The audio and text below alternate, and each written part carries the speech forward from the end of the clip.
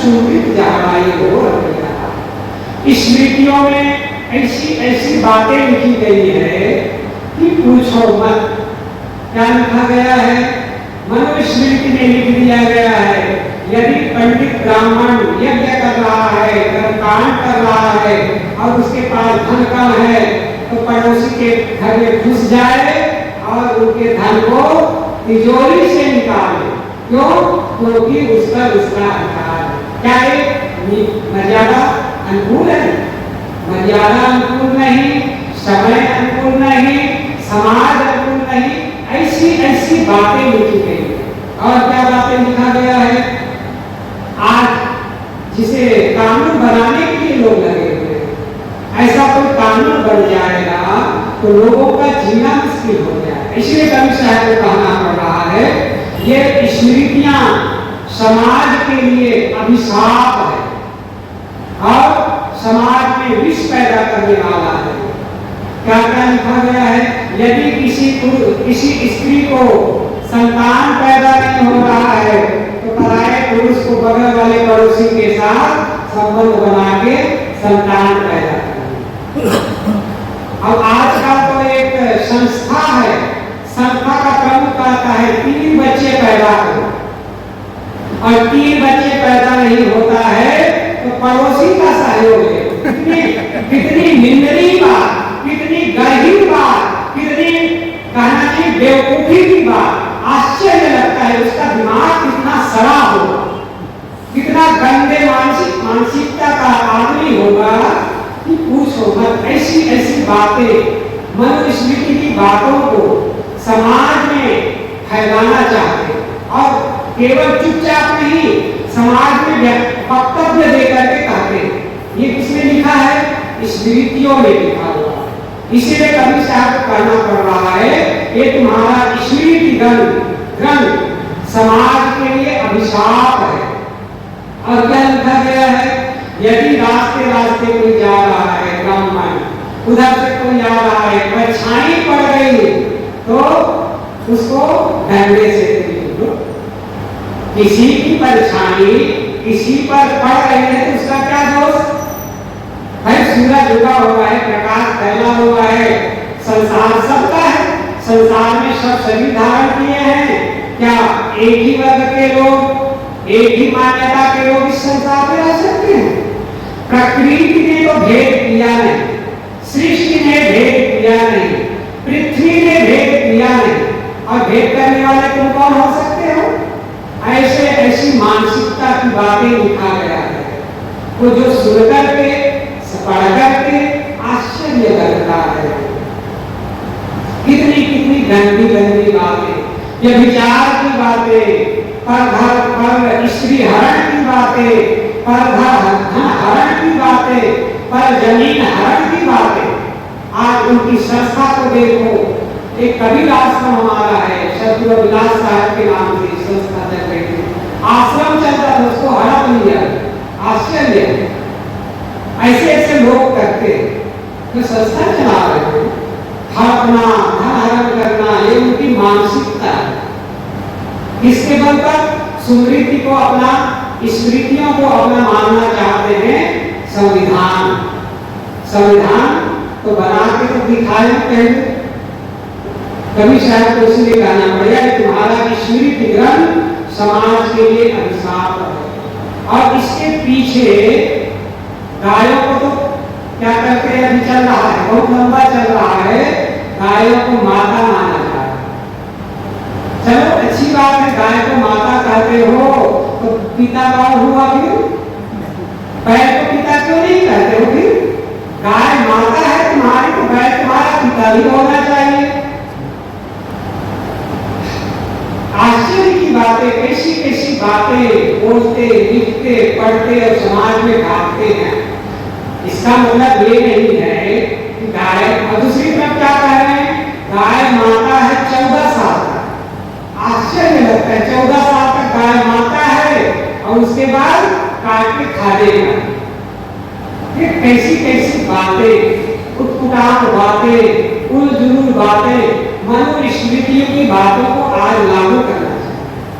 अब जरा ध्यान दो, जब गाय को माता कहते हो, अच्छी बात है, चलो गाय को माता कहते हो, उसका दूध लेते हो, भैंस भी मां है। वैसे तो बच्चे के लिए बकरी का दूध सर्वोपरि होता है।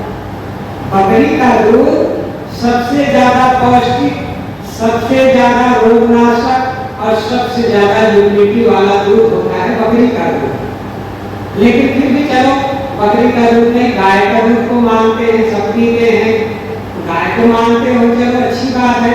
लेकिन 14 साल तक की माता है, उसके बाद तो क्या काट के खा लेगा है? क्या अपनी माँ को ऐसा कर सकते हो? माँ के लिए तो आजीवन अपनी माँ कहेंगे, और गाय 14 साल तक जब तक दूध दी तब तक माता हो गई, अब दूध देना बंद, उसके बाद काट के खाने के लिए। आश्चर्य लगता है इन लोगों का शासन, इन लोगों का नियम, इन लोगों का कानून और इन लोगों का विधान। और रामदेव बाबा इसके समर्थन में है। अब आश्चर्य लगता है, जो एक बाबा है, जो एक लाल कपड़ा पहना हुआ सन्यासी का वेश धारण किया हुआ है, वो कह रहा है, लिख रहा है कि गाय को लोग मांस खाते हैं भिन्न भिन्न देशों में, तो हम इसका मार करके खाते हैं, इसका हम विरोध नहीं करते। विरोध नहीं करते हैं तो समर्थन कर रहे हैं। क्यों समर्थन कर रहे हैं? क्योंकि गौशाला खोला हुआ है और बेचने का काम तो करता ही होगा। जब गौशाला में बछड़ी तो पैदा होगी, बछड़ा भी पैदा होगा, गाय बूढ़ी भी होगी, कोई खाने में भेजता होगा, समर्थन तो करेगा। और साधु सन्यासी का वेश बनाया हुआ है। आश्चर्य लगता है, इन लोगों के दिमाग सड़ गया, सड़े दिमाग के लोग हैं, स्मृति का प्रचार करते हैं। योगी तो समर्थन में सबसे ज्यादा कत्ल खाने उत्तर प्रदेश में सबसे ज्यादा, और सभी कत्ल खाने हिंदुओं के, और नाम रखा गया है मुसलमानों। कत्ल खाने हिंदुओं के नाम रजिस्टर्ड है और नाम लिखा गया है मुसलमानों का। आश्चर्य, इतना धोखा देने का काम। अब लाइसेंस किससे मिल रहा है? सरकार द्वारा। किस सरकार द्वारा? योगी सरकार द्वारा। तो समर्थन तो उसका है ही ऊपर से। और कह रहा है कि हम सन्यासी है, योगी है। योग धर्म ही कहता है जीव मात्र पर दया, सन्यासी कहता है जीव मात्र पर दया। अब ये दोनों सन्यासी हुए कि भोगी और पाखंडी हुए? आश्चर्य लगता है। और क्या लिखा जा रहा है? बड़े बड़े पाखंडी बाबा इसके समर्थन में है, चाहे जितना बच्चा पैदा करो। अभी हमारे यहाँ भी बाबा सरमा गए थे 10-12 दिन पहले सत्संग में, तो मेरे को आश्चर्य लगा, कन्हैया लाल जी भी बैठे थे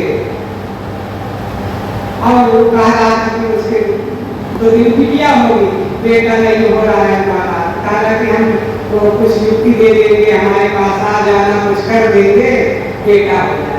ये पाखंडी का मुझे आश्चर्य लगा, कैसा आदमी है,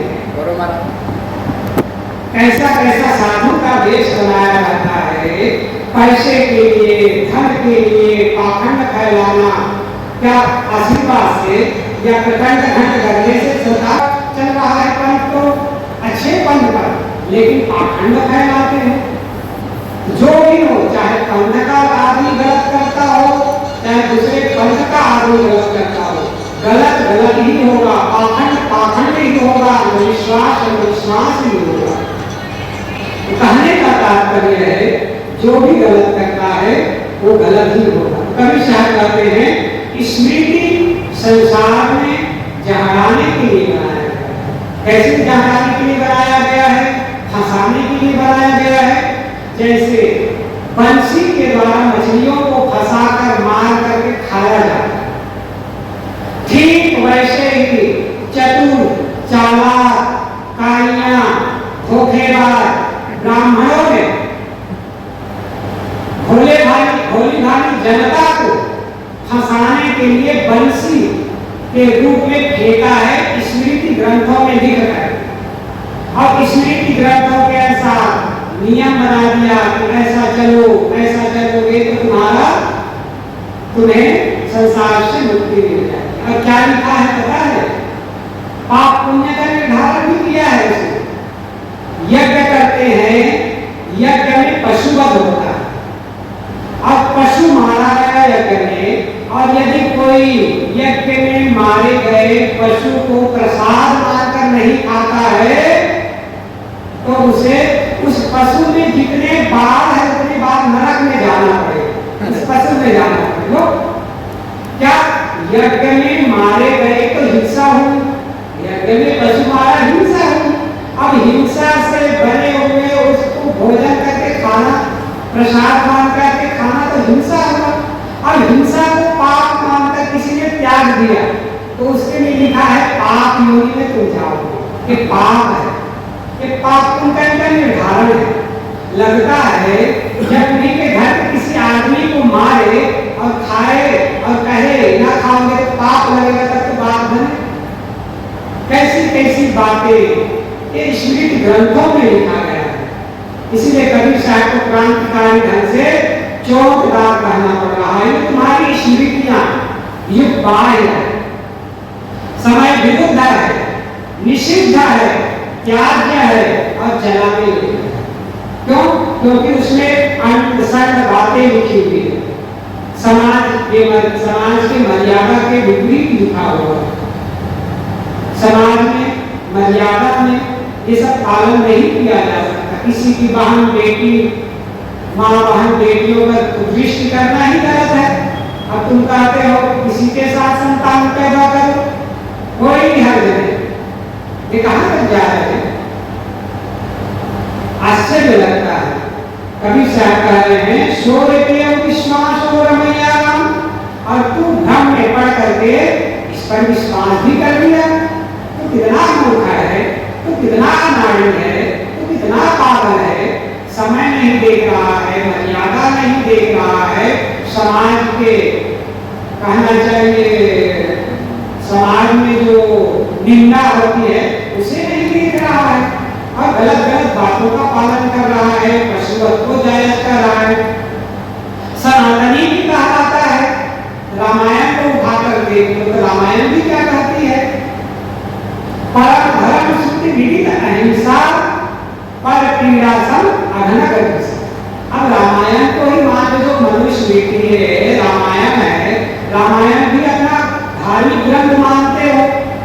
रामायण चीख चीख करके पुकार पुकार करके कह रही है किसी भी प्राणी का हिंसा करना निषिद्ध है, ऐसा वेदों में कहा जा रहा है, धार्मिक ग्रंथों में कहा जा रहा है। फिर भी पीड़ा पहुंचाते हो, ये निंदनीय कर्म है, ये पाप करना है, गर्हीन है, ये कहा जा रहा है। फिर भी प्राणियों को मारना, हत्या करना, हिंसा करना, व्यभिचार करना, गलत कर्मों में प्रवृत्त होना, दूसरों के धन को हड़पना, ये गलत है। इसलिए गलत काल्पनिक बातों में, पाखंडपूर्ण बातों में, अंधविश्वासपूर्ण बातों में मत पड़ो, किंतु मन, बुद्धि और चित्त को स्थिर करके अंतर्मुख करो।